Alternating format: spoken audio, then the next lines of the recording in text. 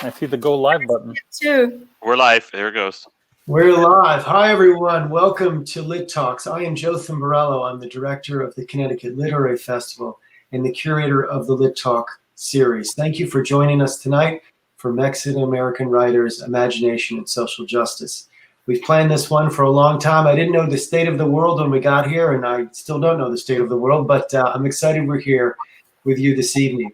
The Lit Talks, I want to tell everyone, are supported by a lot of great organizations, primarily the Central Connecticut State University English Department, in conjunction with Real Artways, an art space in Hartford, I would say the coolest art space in New England, and the CT Humanities. CT Humanities has been supporting artists and art organizations through the entire pandemic, and they continue to do so, and I want to thank them for their support this evening. The Lit Talk started back in June when our terrestrial festival at Real Artways was thrown on the internet. And we've been planning these events from June, and we will continue through the end of the year into next year. We have a few more before the end of the year. You can check on our website. Our next one's kind of interesting. We're going to have the Connecticut Book Award nominees and some finalists. They're going to do a reading on December 3rd. And then we have a special events on December 10th and 17th. Over the course of the past year, myself and students at Central Connecticut State through a grant have produced the first ever Connecticut Literary Anthology. It's a book of 36 writers from around the state, and it was just published this past week. And we're going to have a reading with those writers on December 10th and 17th. So I hope you can join us for that. Through the course of the evening, the three terrific writers are going to read and have a discussion, and there will be some questions at the end. On the bottom of your screen, you see Ask a Question, and you can type in your question there. The way our platform works is you can then vote up a question. If you're like me, I always hear someone else ask my question, and they ask it better, and you can vote, and they will then aggregate up to the top. So that's how it'll work. So please have a nice time tonight, and please come back and visit. And I'm glad for being on time. I know the parking in this neighborhood is really a pain in the ass. I want to start tonight by introducing our host for the evening, a friend of mine named Sergio Troncoso. Sergio is the author recently of A Peculiar Kind of Immigrant Son, winner of the K. Calera Award for Best Short Story from the Texas Institute of Letters, and Best Collection of Short Stories from the International Latino Book Awards. He wrote From This Wicked Patch of Dust, named one of the best books of the year in a starred review from Kirkus Review.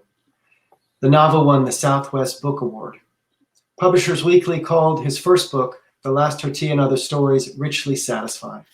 Sergio is a Fulbright scholar, and he teaches at the Yale Writers Workshop, and he is the president of the Texas Institute of Letters. Please welcome Sergio Troncoso. Thank you, Jotham. I'm thrilled to be here. And Jotham is a great friend, and I'm happy to have both Carmen Tafolla and David Bowles, although Carmen seems to have disconnected, but I will get her back in a few seconds, I hope. And so we're just going to be reading in order, in alphabetical order, and all of us will read. And then I have a few questions for the authors, and I might try my hand at it, but I certainly want David and Carmen first to think about these questions, and then we'll open it up to the audience and see what they say.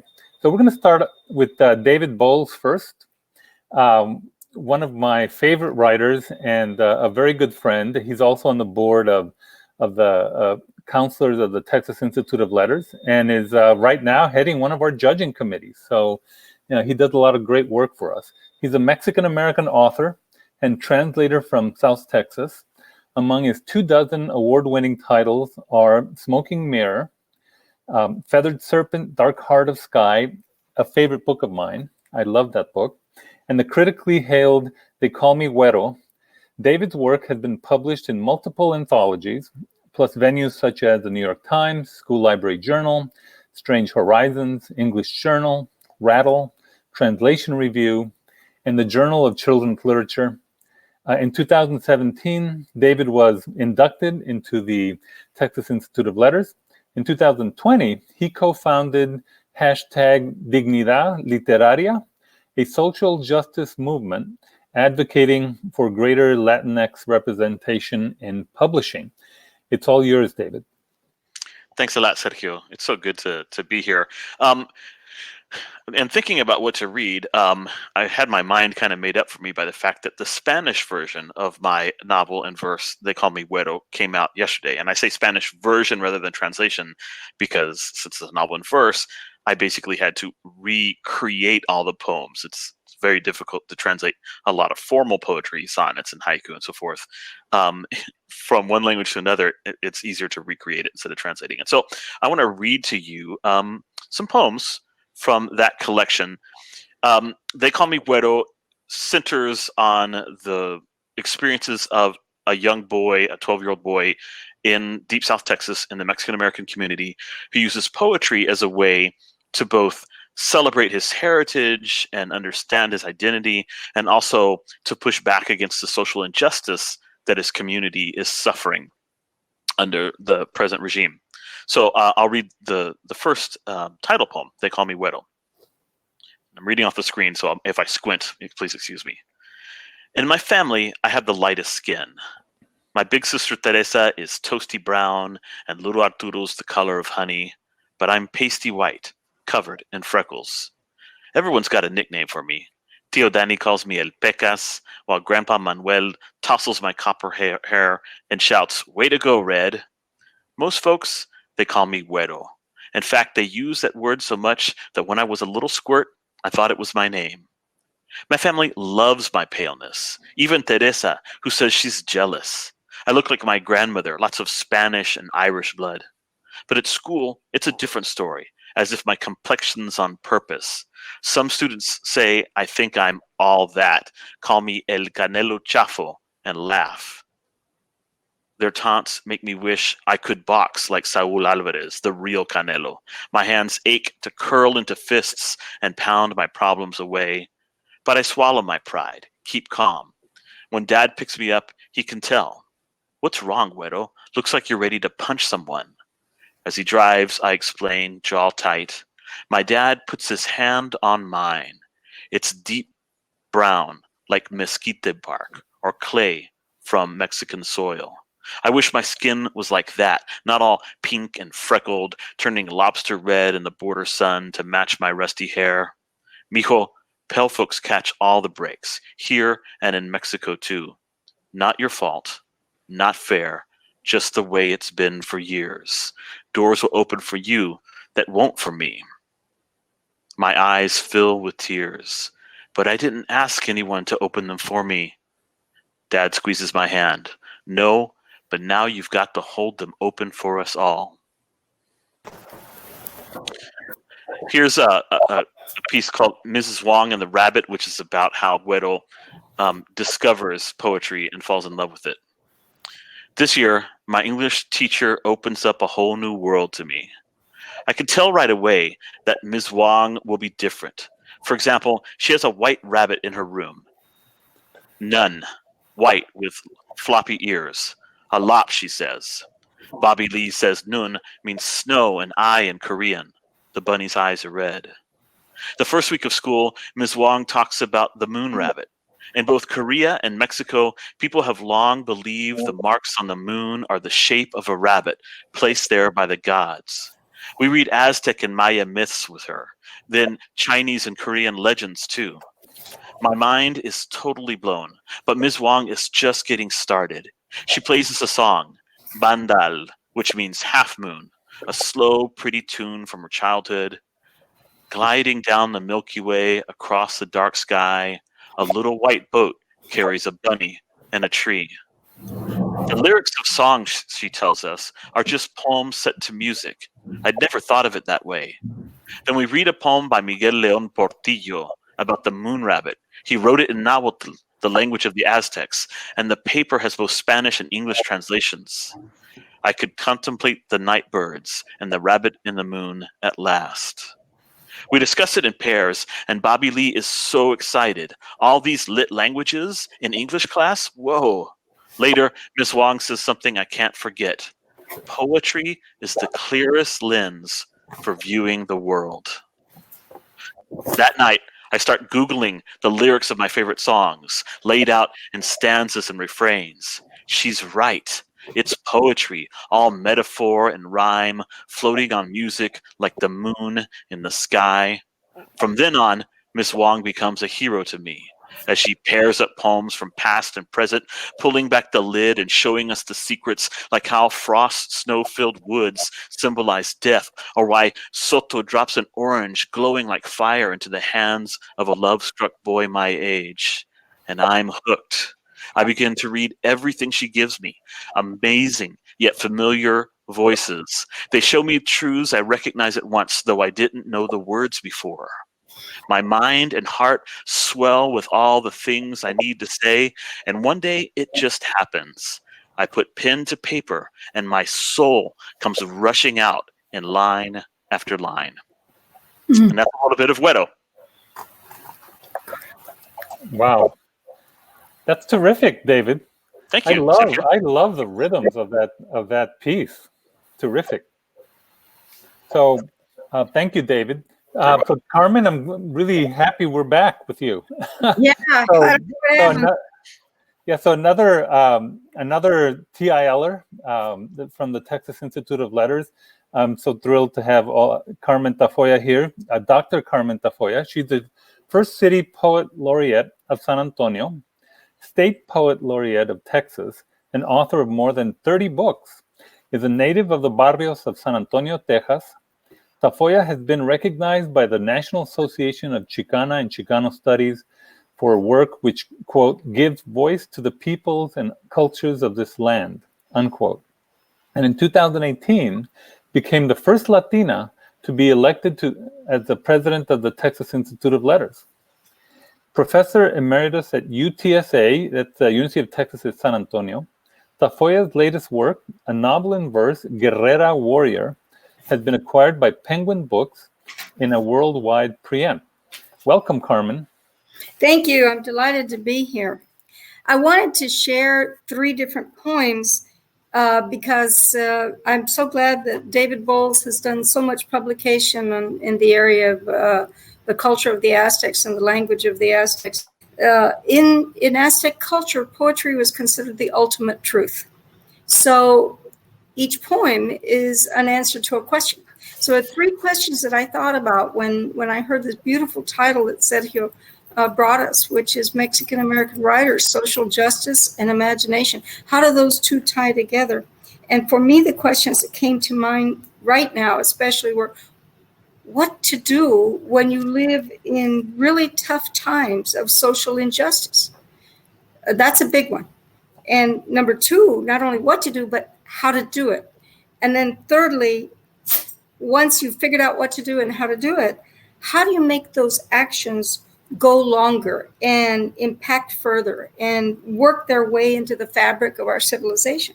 So for question number 1, what do you do when you're hit with a time period that has echoes of such horrible things, horrors and genocides that have happened all throughout history, but which we thought we had maybe made progress against, and that these time periods were way behind us. And for that, I'd like to read a poem, a very short little poem called What to Do While Awaiting the Angel of Death or the Angel of Life. Plant softly, majestically, and always con respeto, respect, y amor, love. Seeds are our children from a different mother. Nights are our angels, restoring pools of rest and planning, even in times when we hide secret blood painted on our doors with brushes only we can see, with plumas only we still remember how to use. Even then, the angels still remember how to find us huddled, shivering, praying, breathing in our dreams for dawn, sueños del amanecer, sueños de la libertad, squeezing all the seeds we can in each palm, awaiting just one drop of stubborn sunlight, one ungestapoed heartful of dirt, one action brave enough to grow resistance, change, love. And so then yeah, we know what we want to do. We know what we want to plant and grow in this world, but how do we make it happen? And of course, as a writer, I'm biased. Like most writers, I think the answer is in our stories. It's in words that carry power, thoughts that seep into other people's hearts and brains. If we can only reach them, if they can only feel what we're feeling. Gabriel Garcia Marquez called writers revolutionaries because they're trying to change the way other people think and see the world. They're trying to share what's happening inside them and make that brave connection to the reader. So, I feel that part of what Mexican American writers are doing is we're trying to undo what has been so effectively done, so thoroughly done in the last 150 years that we've been part of the United States. And that is, we have been disappeared. I like to say that Latinos are magic. We walk right through the middle of an American history textbook and poof, we disappear. We're gone. We don't even get mentioned. We're viewed as foreigners, no matter how many generations we were here. In the case of my family lived in San Antonio since before it was even named San Antonio. Those were the newcomers in the family that came about 300 years ago. The people that were here already, the other side of the family, have also been disappeared. So we as Latinx writers, and specifically Mexican American writers, are trying to undisappear a people. Our stories have been stolen from us. Our language has been silenced. Our history has been wiped away. So in many of our writings, we go back to our origins. We try and give our history and an awareness of who we are and how we belong and what we need to do. So I'm going to share a little poem I just recently wrote for a public art project we have here in San Antonio. And each of us were assigned one of the elements of the park. And I was given the huizache tree. And if you're not familiar with the Southwest, it's an ugly, ugly, thorny, scrawly little tree with bright yellow flowers. And the term huizache in the Aztec language, Nahuatl, is a combination of two words, abundant and thorns, because they had a sense of humor. So this is called naming the huizache. You, child of survival, bloom of burning summers, Aztecas christened you abundant for thorns, which scar etched their skin. Aztecas teased everything except poet's truth, a pueblo's history inscribed on parchment, the black ink of witness. We come here now, orphans of time and place, lay on the sunstone altar, hearts exposed by your poetic thorns, sight pierced by brilliant blossoms, souls entranced by your enduring seed pods, which just like the Aztecas, we grind in molcajetes to yield the black ink that marks our lives, our stories, our scar of existence on the open heart of this Tierra Madre, which is made from the very seed of you. And finally, how do we make those changes last? How do we make those thoughts stay in people's minds and hearts and really work their way into the fabric of our civilization? And for me, the only answer I could come up with to that was we connect to who came before us, the ancestors. We connect to those who will come in the future, the generations that come after us. And we especially connect to all of those who coexist with us right now in this giant flow of humanity. And my way of stating that is a poem which is kind of about the San Antonio River, but maybe it's about the Medina River or the Blanco River or the Colorado River or whatever river you happen to be close to, or maybe just a whole river of human experience. The poem is called This River Here. This river here is full of me and mine. This river here is full of you and yours. Right here, or maybe a little farther down, my great-grandmother washed the dirt out of her family's clothes, soaking them, scrubbing them, bringing them up clean. Right here, or maybe a little farther down, my grandpa washed the sins out of his congregation's souls, baptizing them, scrubbing them, bringing them up clean.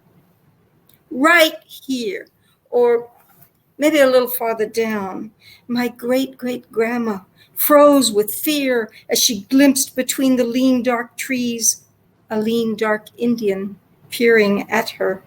She ran home screaming, "Ay, los Indios, the Indians are coming!" as he threw pebbles at her, laughing. Till one day she got mad and stayed and threw pebbles right back at him. After they got married, they built their house right here, or maybe a little farther down. Right here, my father gathered mesquite beans and wild berries, working with a passion during the Depression. His eager sweat poured off and mixed so easily with the water of this river here. Right here, my mother cried in silence, so far from her home, sitting with her one brown suitcase and rolling tears of loneliness and longing, which mixed again so easily with the currents of this river here. Right here, we'd pour out picnics and childhood's blood from dirty scrapes on dirty knees and every generation's firsthand stories of the weeping lady La Llorona, haunting the river every night, crying, "Ay, mis hijos." It happened right here. The fear dripped off our skin and the blood dripped off our scrapes, and they mixed with the river water here. Right here. The stories and the stillness of those gone before us haunt us still, now grown, our scrapes in different places. The voices of those now dead, quieter, but not too far away. Right here we were married, you and I, and the music filled the air, danced in, dipped in, mixed in with the river water. Dirt, sins, fear, anger, sweat, tears, love, music, blood, and memories. It was right here. And right here we stand, washing clean our memories, baptizing our hearts, gathering past and present, dancing to the flow we find right here, or maybe a little farther down. Thank you, Carmen. That was terrific. So thank you. And I'm going to read from my latest collection, A Peculiar Kind of Immigrant Son, and then I'm going to open it up to, I'm going to ask a question of all of us, but I would certainly want to hear from David and Carmen first. But so this part I'm going to read is from the penultimate story called Carmelita Torres, and it deals with this real-life figure, a 17-year-old who was a maid in Juarez that would travel every day to El Paso to clean people's homes. And on January 28, 1917, she started basically a riot on one of the international bridges. She stopped along with a lot of other women, stopped the trolleys from going back and forth from Juarez to El Paso, in part to protest being deloused at the border. And at that time, of course, we were having another pandemic. The misnomer, the Spanish flu, which actually came from Kansas in the United States, but they ended up blaming, of course, Mexicanos for bringing it in. So they started spraying Mexicanos who would cross from Juarez to El Paso, including people like Carmelita Torres, with kerosene and DDT, and they changed it over time, and it went on for decades. But it started right around 1917 or a little bit before. And so the worst of it was, if that wasn't bad enough, is that INS agents started posting pictures of some of these naked women that they would force to strip naked and spray with all these chemicals, and posting them on their offices. So Carmelita, if you read the newspapers of the day, she's described as this auburn-haired Amazon in the El Paso newspapers and Juarez newspapers, who stopped the trolleys and created a riot, and the Mexican army came in, and also the INS from the other side, from the American side, came in to quell this riot against the lousing at the bathhouses. And in this story that I wrote, I basically imagined what happened to Carmelita, because nothing much is known. Of course, it was brutally suppressed. And in the story also, what's going on is there's this scholar, Arturo, who is writing about Carmelita and trying to revive her story for us. And in a way, looking at the perspective of the reader as activist, as a person that activates stories and brings people to life like Carmelita. So it takes a surreal turn in which at a certain point, Carmelita and Arturo are talking. So this is the sort of the middle part of that story. Carmelita Torres overhears the voices of soldiers outside the shack at an army encampment on the outskirts of Juarez. These soldiers are loyal to Carranza, but separate themselves from the regular conscripts with skull and crossbones insignia on their shoulders. General Murgia's men, more traitors to the revolution, but these are particularly vicious. Carmelita floats in and out of consciousness, and her breath itself will occasionally startle her awake. Even if they continue to beat her, even if they rape her again. If anyone, including her uncle Pepe, with the remnants of the División del Norte, could ever reach her, she would tell them she would have stopped the trolley again. She would tell them she would have refused to be sprayed in the bathhouses again. She would defy those gringos who want her to work but not her blood again. She would fight for General Villa and her uncle again. If only she can believe hers has been the first step to justice and dignity. But how will she ever know? How will she know what happened to her sisters and their brown children? Her body is broken, her hands are tied to posts embedded into the dirt floor, and the pain between her legs feels as if a branding iron had been jammed inside of her and twisted, destroying her from within. She dreams of how it would feel to die, when the pain would stop its thunder through her body, when reawakening into this world would not mean witnessing their attacks on her again, their laughter in her face, their walking away as if she had never been there. Carmelita wants to will herself to die, but she cannot. She imagines one of these days beyond time. As she breathes the last minutes of her life, something strange happens. Carmelita thinks she can see dancing shadows in front of her, and the hand in and out of the sunlight reaching for her face. But it isn't the hand from any soldier in the army encampment, and it isn't even someone from 1917. A man with wire-rimmed glasses, surrounded by boxes of books in a forest, with a distorted sketch of a woman in a newspaper, Carmelita, and a photo of his grandmother on his desk. Who are you? I've been trying to find you. I don't know how, but I did. How did you get here? I'm free. The pain is gone. I don't feel so alone anymore. I can't. Are we in heaven? I don't think so. It's somewhere else, far away, but it's here. I think I'm dead.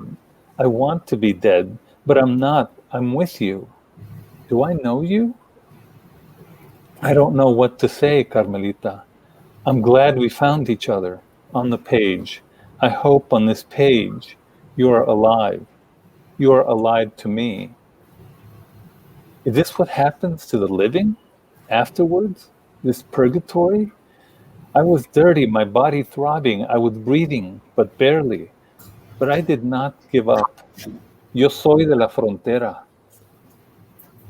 I am from the borderlands too, Carmelita. I am sorry you suffered. I wish I could have helped you then. I can't quite see you. I can't see you either, but I know you are here. I can feel you too. Carmelita? Arturo? So you know my name? How? How? I don't know, but I do know you. You are from here. Wherever I was, I know you, Arturo. Carmelita, are, are you in love with me? No. Yes, I am in love with someone else outside of this page. But here, I only want to be with you. I keep thinking of your name, Carmelita, what you did, what happened to you. I keep thinking of you. You and the women like you are the reason I live. So you do love me, in a way. Yes, I do. Don't worry. You're not betraying your querida, Arturo. I want her to love you too. Can you? But am I not? How? I want her to hold you, to breathe who you were, who you still are. She loves the borderland, but she is not from there, here, or wherever we are. This seems like a very difficult task you have set for yourself, Arturo, maybe an impossible one. I am only glad my body is not in pain anymore. That's what I am thankful for. Can we love each other without our bodies? I don't know. I hope so. Maybe I am wrong. Maybe I am lost. Look, I never gave up, Arturo, never. I won't give up either then. Arturo, Carmelita, stay with me. We need you. The man surrounded by books stops typing and closes his eyes and tries to absorb feelings and images that appear and disappear in the ether like an orchid in the forest mist. Anyway, that's from Carmelita Torres. So anyway, I wanted to ask you. I was going to ask you a question, but in a way, Carmen already answered it. But I was going to ask, why does it matter for you to write something that might bend that literary arc more towards social justice? And I wanted to ask, maybe David will have a slightly different spin to give an example of your craft that opened up new possibilities for Latino writers. Or just, I think almost all of your work is an example for both of you of this effort to connect imagination, with social justice. But why does it matter to you from a personal, deep level, David? I think it matters to me because the conversation this country has, the academic, scholarly, intellectual conversation that it's been engaging in for a couple centuries now, has, as Carmen was talking about, erased the contribution, the identity, the very presence of Latinx people, of Mexican American people, and as a result, people grow up never even imagining that we ought to or are part of that conversation.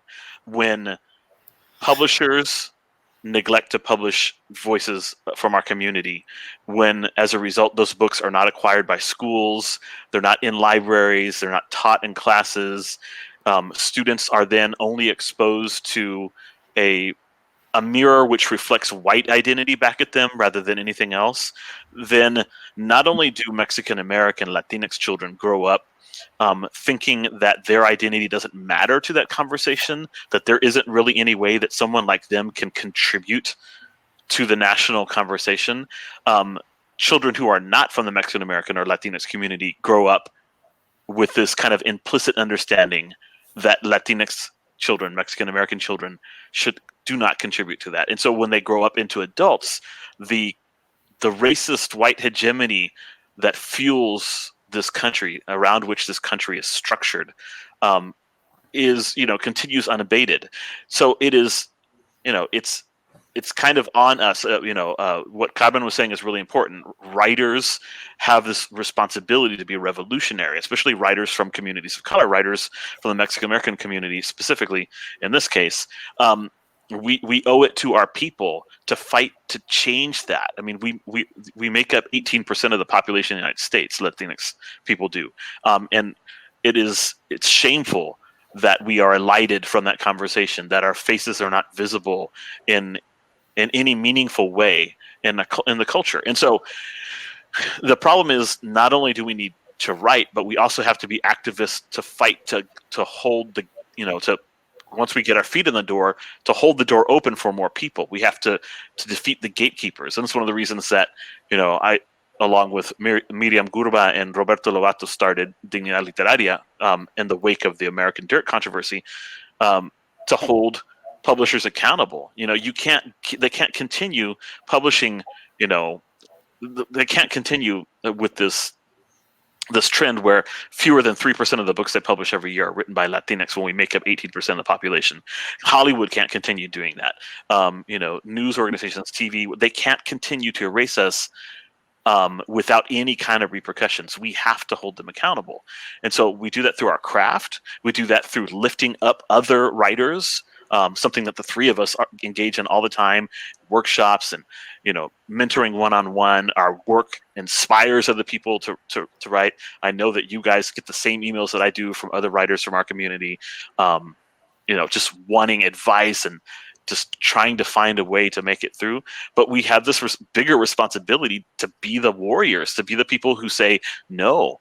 I've been on the phone and flew to New York City to meet in person with the head of Macmillan USA and all of the the executives of that company, and to hold them accountable and make them come up with a plan in 90 days to change what was going on. We have to be valiant. We have to be courageous and say, ya no vamos a aguantar este pedo. We're going to fight against the nonsense, right?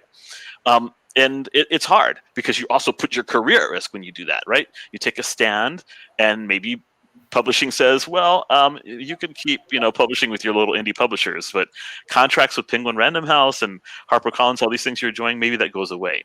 But at the end of the day, we can't worry about that. We have to fight the good fight because it's our people's character and culture and, lives that we're trying to preserve and protect through our writing.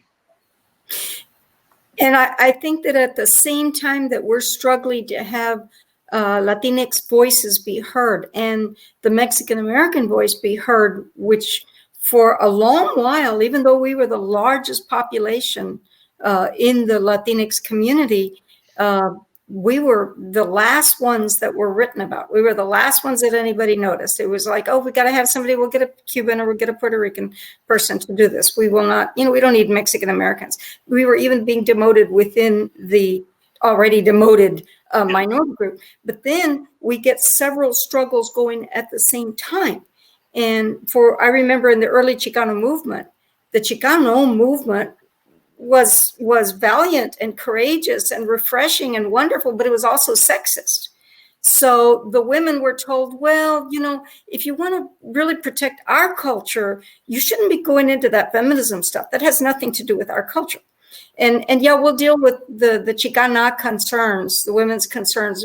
But first, let's do the important stuff and get the Chicano, get our raza recognized. Then we would go over to the feminist groups where the women were writing, and we would talk about women of color, and they would say, well, yeah, but we'll do that stuff later. Let's deal with the really important stuff first. Let's get women published, and then we'll deal with women of color, which term was not used at that time. And I even had somebody tell me one point when I was being considered for a tenure track position in women's studies, and they said, well, we know you've written a lot about Chicana women, but what have you written about women? Without any realization that Chicana women were actually women. It was just totally set aside. It had nothing to do with the really important things. So when you get those joint struggles is when you see that we as writers have to be courageous enough to stick up for all kinds of struggles that have to do with justice. Because If we don't, we're being hypocritical, and we're not going to be as effective. We either all win or nobody wins. That's the way it works, you know? And I think it's very easy for social justice movements to focus so much in on one thing that they kind of push the other things to a lesser status. So yeah, it's vital that we have things that are written, the struggles that are now,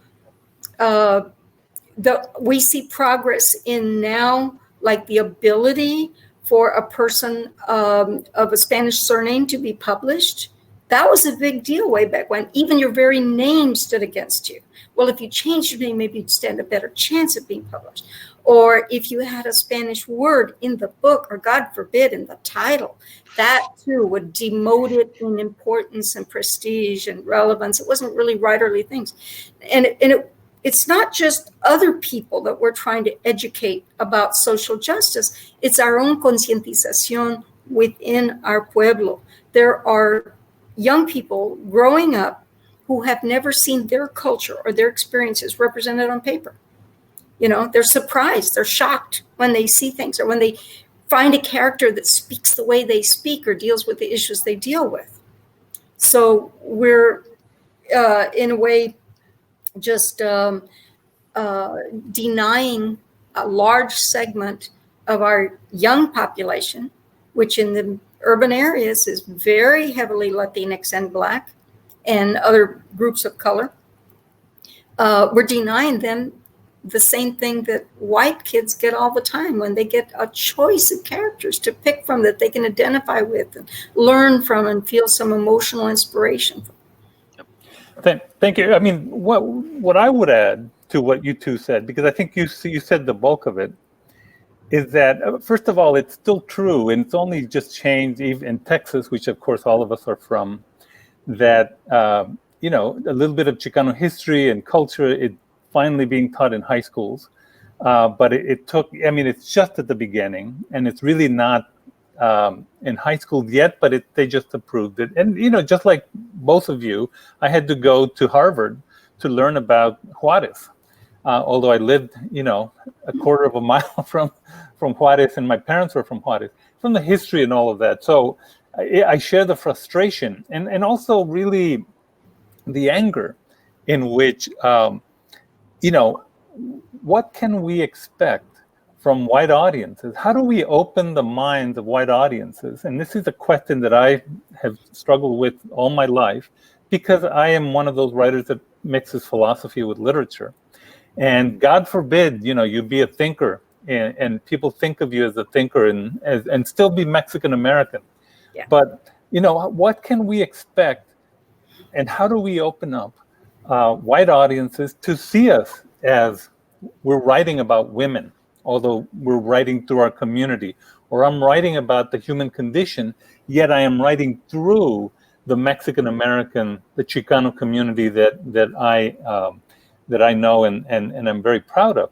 And I think that's a more difficult question. It's not a question that I had written down, because I think it's prompted by some of your comments. But, you know, what can we do to open up, and maybe what can white audiences do themselves to open up and consider this community as something that is contributing very deeply to American literature that should speak to them? And what do you think, David?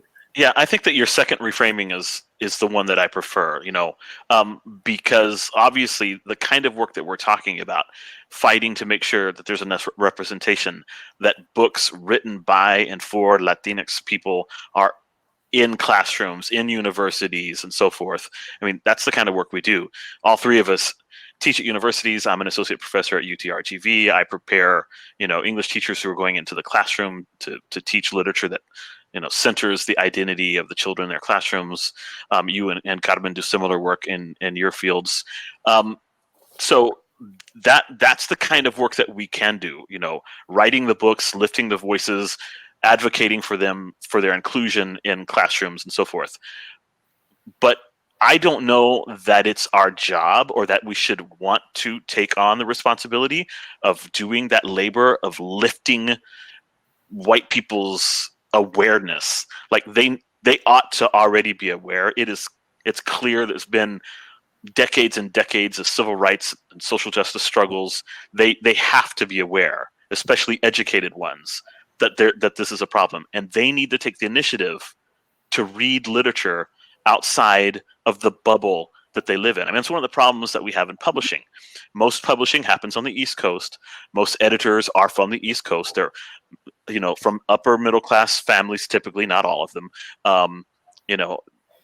80-something% of them are white, cis-het women from the New England area, and they have read all their lives a particular type of literature, and they have a particular definition of quality and literariness that is predicated on those experiences. And it's up to them to break out of that and to read more broadly than that. We can. But I have to tell you something, David. Because what's that? When you wrote that article on American Dirt for the New York Times, right, that opened up a lot of eyes in New York, and that's what I am talking about. I know you weren't meaning, well, I'm going to approach white culture, but that's actually what I'm talking about. That I'm at Yale. I'm still the only Chicano in the Yale Writers Workshop, but they know me now, and they gave me a lot of opportunities because I've been there for years. And just like we need to be writing in the New York Times, we need to be writing in the New Yorker. We need to break into these places. And that's what I see about the American Dirt controversy, that it's the maturation of our community, that we can occasionally get into these places that wake people up that don't have a lot of Chicanos around them. Oh, yeah, well, sure. I mean, I agree with that. And I mean, that's what I was talking about, like that our avenue towards having that conversation is our advocacy and our being in the spotlight and our demanding a seat at the table. And when we're at the table, not keeping our mouth shut, but talking, and not letting people gaslight us, but talking and shutting them up. This is exactly what happened when the Dignidad Literaria people met with the Macmillan people. They wanted to talk over us and gaslight us and tone police us, and we said, no, you will not tone police us, you will not gaslight us, be quiet and listen. And it's that kind of courageousness that I'm talking about. That's the only way I can personally think of communicating these ideas. Yes, like you say, getting into the places where we haven't been before, and then when we're there, saying the things that need to be said, consequences be damned, basically. Right. That's kind of my approach. Yeah. Carmen? Well, I tell you, I've been at this a long while. I was lucky enough to grow up in a community that gave us that ethnic education. I am not naive enough to think it all began with the Chicano movement in the 1960s, because my parents and my grandparents and my elders had carried on that story. And so I knew that my great-grandfather became a Mexican American in 1848 when New Mexico became part of the U.S. And he also, wrote about it. So I know that these struggles have been going on for a long while. And that is a very useful thing in our people. It is our self-education. It's our curriculum developed among the masses within the culture. And it's a very necessary communication. It is something of a disadvantage sometimes for our young people, not only to not have it presented in school, because even though we finally get the Texas State Board of Education to approve it, that for Mexican American studies to be taught, it's going to be a long while in happening. Some schools have it, some schools don't. The ones that have it still get hassled. Why are you including this? And why are you teaching that? But it is also very, very necessary to have that reflection within our community outside of the structures that are dominated and have been created, dominated by whites and created to suppress Latinx voices. In Texas, it's not subtle. Here we get it. The Texas Rangers' main mission was to protect Texas from the Mexicans. And the only place we see the word Mexican in most Texas history books is when you talk about the Battle of the Alamo for freedom and independence and the evil Mexicans crawling over the wall to kill us. Nobody ever tells the Mexican side of the story, or the Mexico Tejano side of the story, the Mexican American side of the story. Nobody. Well, I mean, now we have, and the injustice never leaves you, and other scholarly works published by Harvard University Press that are showing the genocidal tendencies of the Texas Rangers and the thousands and hundreds of people they killed along the border. Children, but it's fine. It's just beginning to happen. I want to ask you another question to both of you, because this is another spin, not necessarily what you might be expecting. But no te asusten. We don't scare easily. I like to make people think. Can I run? Where do I go? All of us use Mexico or the history of Mexico in some of our stories or myths that we're creating. Right. And first, why is it important for you to do that as a Mexican American? And second, how do you keep in your own mind from romanticizing Mexico or its history or even contemporary Mexico in your work? And what I'm interested in is that balancing act of being, on the one hand, proud of your history, but also being critical of it and wanting to make it better. Yeah. I mean, I'm sorry. Go ahead. I was just going to say, Gloria Anzaldúa grappled with this really, really well. And, her notion of Nepantla, which is a Nahuatl word meaning in the middle, in this sense that as Mexican Americans, we have a right and a need to grapple with all the different aspects of our identity. We have to face the white European side and understand, the implications for that part of our identity. We have to face the indigenous side. We have to face the mestizo coming together of those, and we have to be critical of all three. We can celebrate and glory in the wonderful things of each one of those three strands of our identity, but we also have to recognize when things are wrong. I mean, Carmen was talking about how the early Chicano movement was very machista and very centered on that oath, on the masculine part of it. And a lot of those men and their sons and sobrinos and nietos are now opposed to Latinx and the use of the X and not, gender neutral language, stuff like that. And so, that's a legacy that continues giving. Woohoo! Que bonito, no? And so, grappling with that and pushing back against that is super important. But there's an extent to which our identity straddles. It's transnational, straddles the border, and so it's one of the biggest epiphanies in my life was being a college freshman and for the first time reading a book by a Mexican American, reading Sandro Cisneros' House on Mango Street, and also in an intro to anthropology course for the first time hearing about the Aztec and Mayan gods. I'd never been exposed to them when I was in public schools in deep South Texas, and those two revelations sent me down this rabbit hole where I wanted to root my identity more deeply in Mexico and in pre-Columbian Mesoamerica. And so, I came out the other side having studied Nahuatl and doing all these things.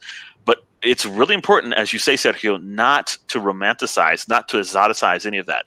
I really am kind of disappointed when I see Mexicanos and Mexican Americans treat the Aztecs as if they were like this flawless, great race of philosophers whose grandeur and grandiloquence has been distorted over time by colonial sources.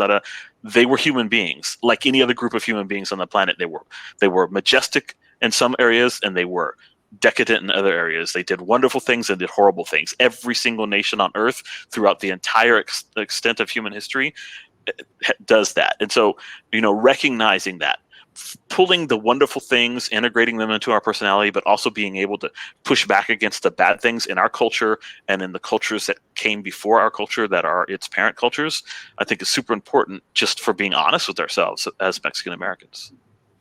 I think that being in the Nepantla, being in the middle, being bicultural has these tremendous advantages, because then we do get to select. We get to say, they do it this way in Mexico, they do it this way in the US. On this issue, I'm taking Mexico. On that value, I'm taking US. On this value, and then it's not just a matter of half and half. I used to explain to people, we're not like half Mexican and half American. It's like chemistry. You put sodium and chloride together and they become sodium chloride. They become salt. So that probably makes us the salt of the earth.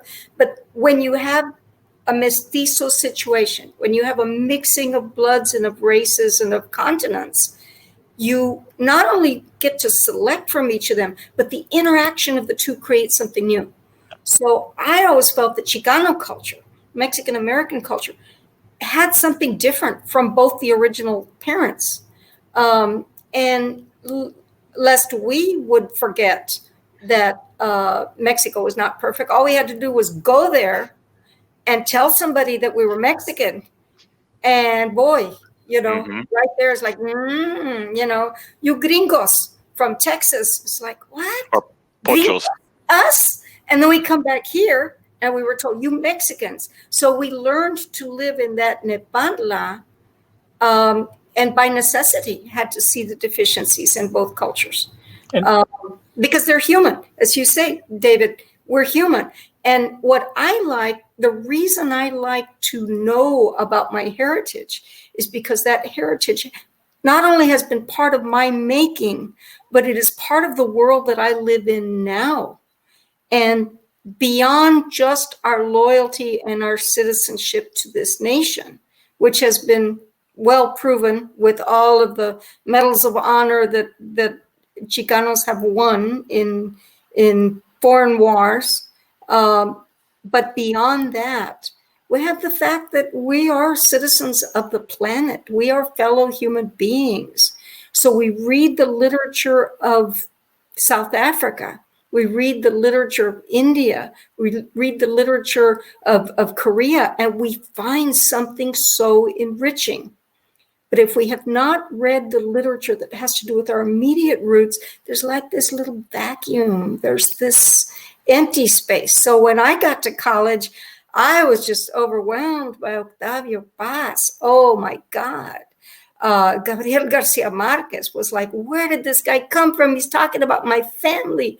I've never found anybody talking about my family, because Latin American literature wasn't even included in world literature at that time. World literature was French, German, English, Italian, and American. That was world literature. And it was missing. It had so many gaps in it. So I wanted to mention, since both of you are heavily mentioning Nepantla, that, I'm actually the editor of a new and terrific new anthology coming out called Nepantla Familias, which is, by the way, 25, it's 30 works, 25 are unpublished. And so this is everybody from Sandra Cisneros, Reina Grande, Alex Espinosa, all sorts of terrific writers. And one question somebody asked, I just got a blurb today from Juan Felipe Herrera, who I think all of you know who he is. And he's mentioned in one of the questions, one of the person in the audience says, and he called it groundbreaking. It's probably the best blurb I've ever gotten, and I've gotten some really good blurbs. And so Juan Felipe loved it. And for me, it's like what he does for other people, I feel like it's my responsibility to do to the younger writers, to help them coming along the way and being a mentor to them. And sometimes, it takes a lot of time, and I'm sure it cost me a couple of novels, to be doing a lot of this stuff, that just trying to help other younger writers come along and put them in positions of power if I have that, that ability. We don't have a lot of time, so I'm going to ask one last question, and just quickly, because this is the reason we're here in Crowdcast is because of COVID-19, and so how has this pandemic affected your type of work, either that you're writing or how you do it? And just quickly, not too long, because we're coming up on the hour, but I'm sure they'll keep recording. And because also, the 1918 pandemic changed things in society permanently and how people interacted. And so if you also could take a guess as to how things might change permanently in our society once we get over this pandemic that is really blazing all around us. Yeah. I'd like to offer up a quote in this, one of my favorite quotes: "Nothing bad can ever happen to a writer. It's all material." And so COVID became not only material for us, but the new venues that were used became ways to reach new groups. I mean, David and I are presenting at the Connecticut Literary Festival. I don't think that would have happened if somebody had had to find the money to fly us in. You know, there are a lot of groups that have been reached and have been able to participate. It does require a retranslation in our brain of what it means to be professionally involved. But in the month of April, when all my conferences and speaking engagements had been canceled, I ended up writing a novel in verse, and very successfully. And of course, COVID snuck in. It wasn't about COVID, but COVID was in the background. Yeah. Terrific. Yeah, I mean, my events got canceled the same way, and I ended up co-authoring a novel with Guadalupe Garcia McCall this summer. And so, I mean, I actually got a lot of writing done. But what was missing because of COVID was the support structure and the physical proximity to other authors, the kinds of, because I mainly write for children and for teens. When I go to these different conferences and get to hang out with other Latinx authors of children's and juvenile literature, we get to spend time together, and we kind of recharge each other's batteries. There's just this camaraderie that's missing. And we're tactile people. I know that both of you are like me. We like to hug. We like to put our hands on people. We're touchy-feely people, and that lack of contact with other human beings, other than the people in our immediate family, it's hard. It's hard for a Mexican American in the time of COVID. So I think that one of the things that will change is conferences are going to be very different, and they've seen different ways of being able to deploy, and I think that we're going to see that kind of virtual stuff continued into the future. AWP was in San Antonio. It was the last conference I was able to attend, and it was in early March. And there were signs all over that said, "No hug, no handshake conference." And we were all prepared, and we had every podium was being sprayed down every couple of seconds, and we thought we were going to really make it through fine. And we were all behaving very well, keeping our distance, wearing masks, sanitizing our hands. And then across the room, I hear Carmen, and I'm Laureate, and we're hugging it without missing a beat after we've seen the signs all around, and we're going in there knowing what we're going to do. So it works very much against the body language of our culture.